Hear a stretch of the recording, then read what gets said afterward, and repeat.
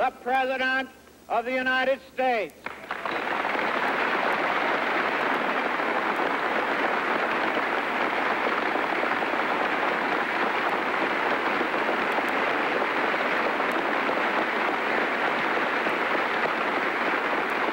After 2 years of almost unceasing crisis and risk, Kennedy's State of the Union address in January 1963 reflected a new assurance, even a cautious optimism. The president had hit his stride. Both he and Jackie had become the image of a young and vital nation. Mr. Vice President, Mr. Speaker, members of the 88th Congress, I congratulate you all, not merely on your electoral victory, but on your selected role in history.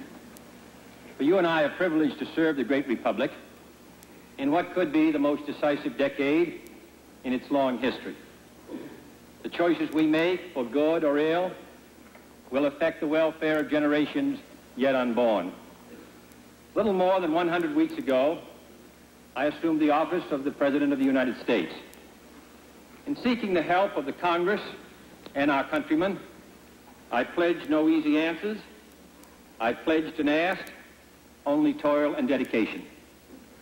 These the Congress and the people have given in good measure.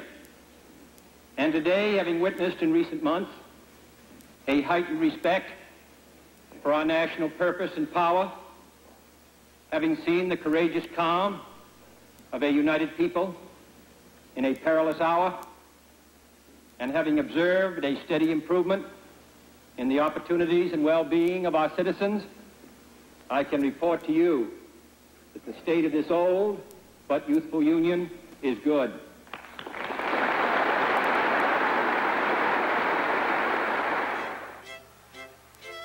White House galas were touched by a new grace, often enlivened by Kennedy's irreverent wit. At a dinner honoring Nobel Prize winners, he voiced the belief that it was the greatest assembly of talent and human knowledge gathered at the White House since Thomas Jefferson dined there alone.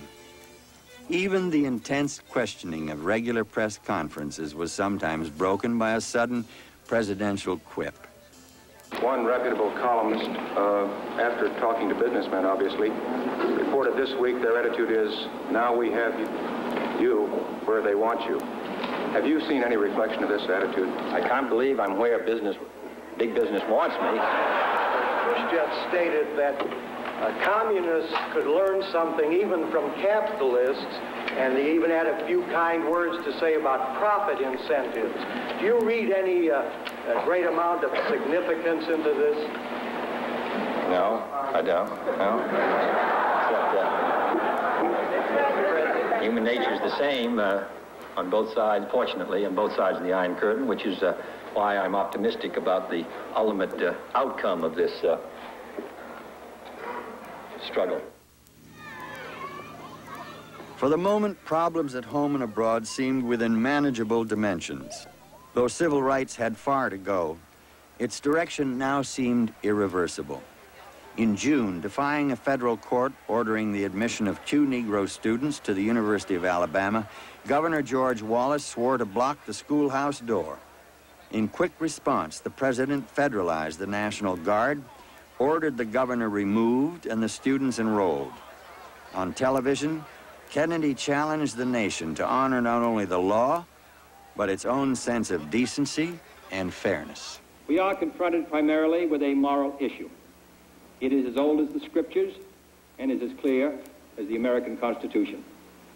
The heart of the question is whether all Americans are to be afforded equal rights and equal opportunities, whether we are going to treat our fellow Americans as we want to be treated. If an American, because his skin is dark, cannot eat lunch in a restaurant open to the public, if he cannot send his children to the best public school available, if he cannot vote for the public officials who represent him, if, in short, he cannot enjoy the full and free life which all of us want, then who among us would be content to have the color of his skin changed?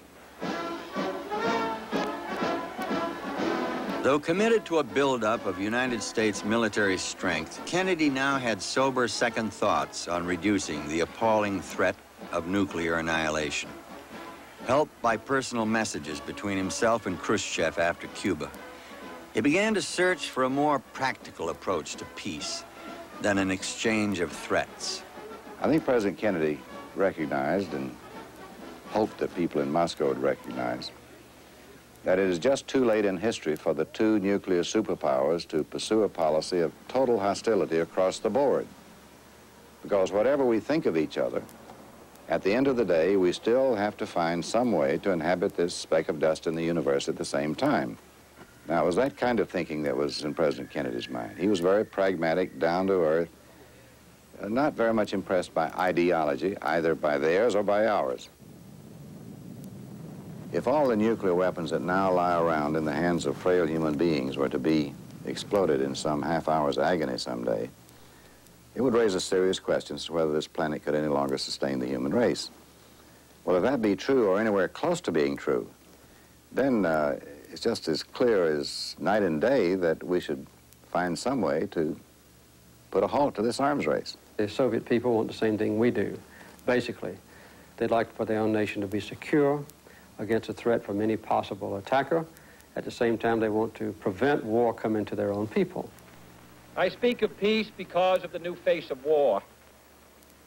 Total war makes no sense in an age where great powers can maintain large and relatively invulnerable nuclear forces and refuse to surrender without resort to those forces.